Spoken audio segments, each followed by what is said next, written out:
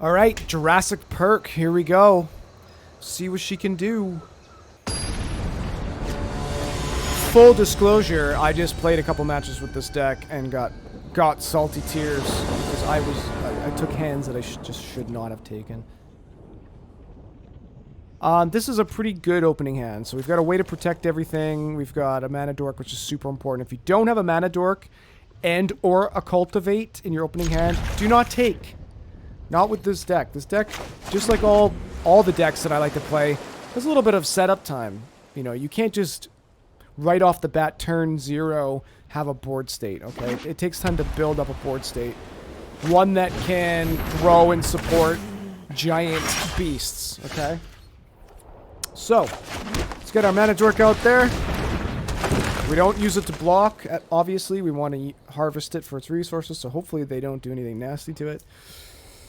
Luckily, we're playing white, so the worst thing that they'll do is slap like a pacifism on it later in the game, so you know, once it's been used up, I don't end up using it. Or maybe they'll try to exile it. But we definitely will not be blocking that little kitty cat. That little kitty cat just wants to be pet. I'll give a life to pet the kitty cat. Alright, so now, because we got a mana dork, we can play this. On turn 3, a 4/4 4-drop that gives us card draw if we play big nasty spells. So it's not too shabby. So next turn, if we don't pull a land, we have a healthy enough mana base we can play everything that's in our hand, which is super awesome. This now produces 2 mana, so that's why this card is so good, especially in conjunction with this one. So next turn we potentially have 5 mana to spend. Now obviously they're trying to bait us, right? We're not gonna fall for it. Just let them do their thing. They're hiding something in their hand that they're going to play for 1 mana, right? To do more damage. Especially that fencing ace, because he's double strike. So we'll just take it. I really want to play Garrick's Uprising and get the card draw started.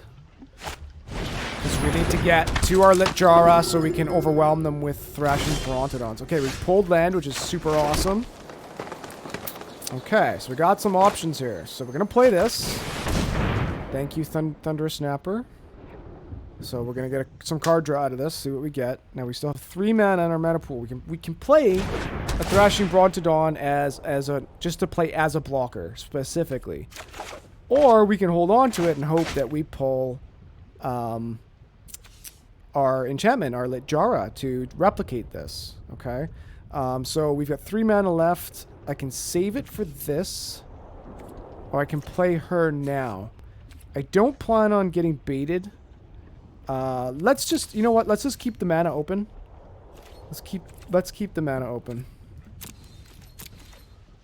Because they're gonna try something. They're gonna try to get rid of our Thunder Snapper. We want to protect that at all costs.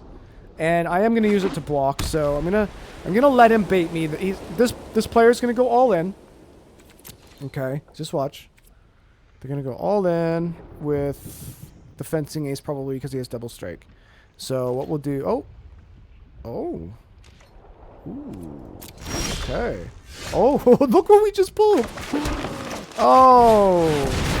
Yes, and see how it triggered the Thunderous Snapper? We get card draw out of it. So now when we play this, we get 2 copies of it. Yay, card draw. And we got more mana, so if we get a big creature. Okay, we can still play that. So let's just be chill. Let's just be chill. No attacks. We've got to protect our life pool. Our vitality is not low or anything, but we've taken 4 to the face already, and that's enough. We still can protect ourselves with some hexproof and indestructibility, so that's good. So we're in a good place. And that's the one thing about white. White can be kind of weak that way. Like, they're going to try to bait you, and they're going to try to make you think, oh, that's an easy block. What a dummy, right? See?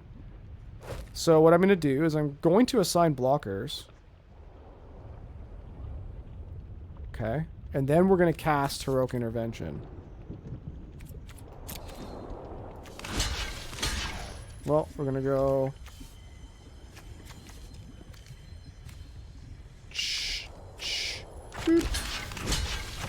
like that. And then they're gonna play their little sneaky spell. Haha, so we made them play their spell for nothing.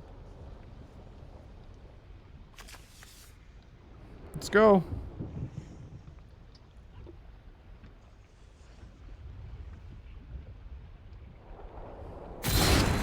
Yep.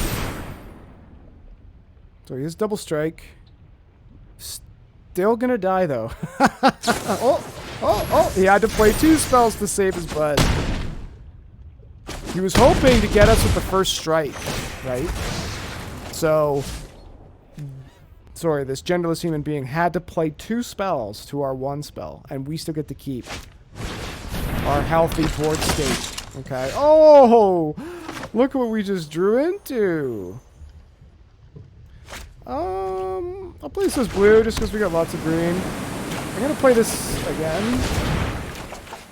Oh, look at that. Another card draw. Dinosaur. Woohoo. Now we can play this. And look at this. Now, if they play any enchantments...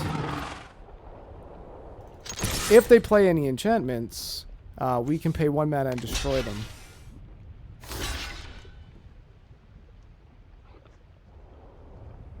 I hope I roll right over both of them.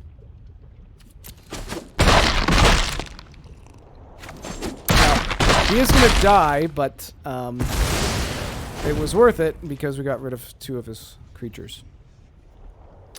Now, I'm going to go ahead and say, every time I attack with the Thunderous Snapper, it's not worth it. It's just not worth attacking with. I should have held steady because like, now our card draw is kind of gone. Like, if this had power 4 greater, it would trigger this, right? But, so we kind of shit the bed there.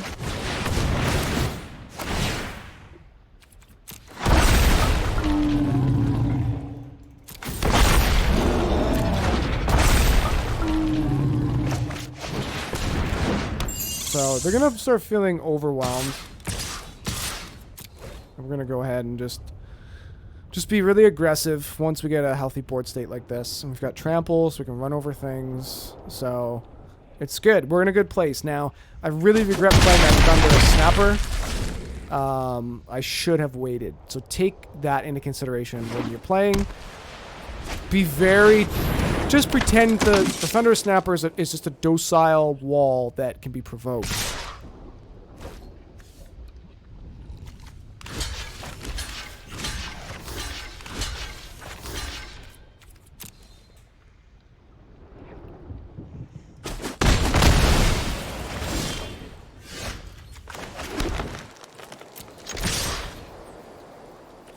So, very easily we overwhelm them, and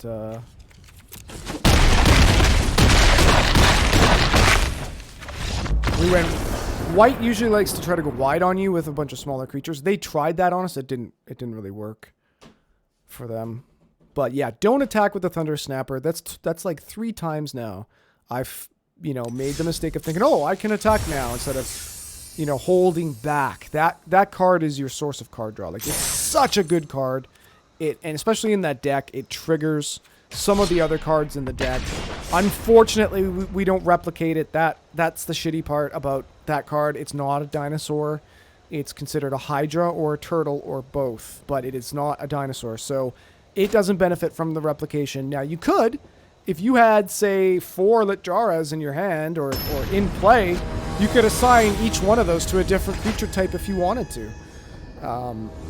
However, this deck is based on dinosaurs, so we can be as focused and be as cohesive as possible. Get those dinosaurs out. You might only get 1 Litjara, so most of the creatures in the deck are dinosaur for a reason. It's so that you get more dinosaurs to throw out there. Now, we did get our Marrowleaf Pixie. That's awesome. I'm super happy to see that, because that's my favorite turn 2 play. This or the Carotid. And we have the Snapper, so guess what? Turn 3 Snapper, okay? And then that means turn 4, if we're lucky, we might be able to turn 4 a Gigantosaurus or something and get card draw out of this. So anything with five or more mana to spend gets a card draw out of this. So that's why you don't want to attack with it, even if you think it's a safe attack. Like right now, if I had it out and they just had a 2/1, I probably wouldn't even attack right now because they got lots of cards in their hand and untapped mana, right? So just remember, don't attack with the Thunderous Snapper. Just let it sit there and be a deterrent. Okay. Okay, wow. We need more forests, so we won't be able to play the Gigantosaurus, but guess what? Turn 3 Snapper. It's kind of scary. So they'll probably play like a Pacifism on it. They might play a Banishing Light on it, which will suck. The Pacifism is fine because we still get the card draw out of it. There's the Banishing Light. There's always going to be Banishing Lights in an adventure deck, and that's... You can count on it, man. You can count on it. So annoying. Okay, there's more. We can't even play the cards we have in our frickin' hand. That's just awful. And we don't have a Litjara, so... Oh boy. Things are not going alright. Next turn we can play something though. Next turn we'll play this with flying. Slow down their tactician there. Both of them. So we are taking considerable amount of damage. There's a Cultivate. Okay. Well, we have to play this with flying. We don't have a choice. We have to stop the bleeding.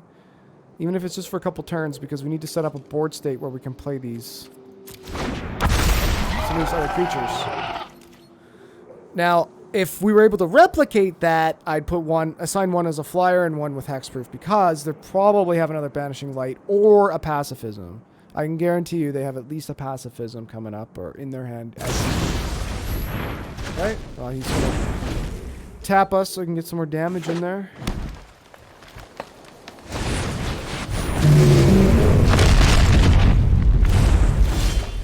Okay.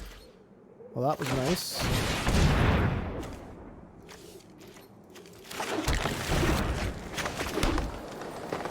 Okay, well, we can play this now and destroy that.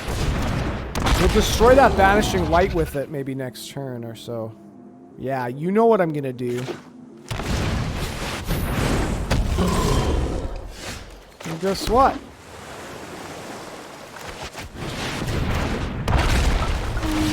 Oh, I did it in the wrong order. Oops. I did it in the wrong order. Because I would have got this back, and then I would have got card draw out of it. I screwed that up. Oh my goodness. I got excited about the Rampaging Brontodon. So if I would have sacrificed the Thrashing Brontodon first, gotten the Snapper back, then I would have got card draw out of it for this. So my bad. That was a big mistake on my part.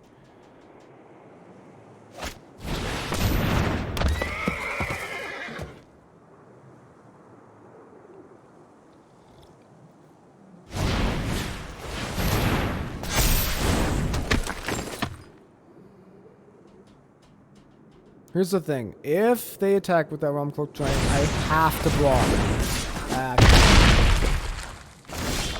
Yeah, saw that coming.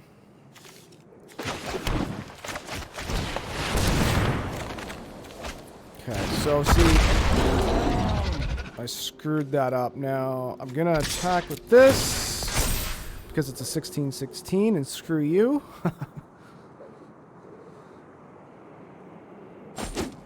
Oh, wow. Let's see. The game's over anyways. Just gonna scoot. Can't block all three of them. And there's only 3 life left. Sure. We had fun.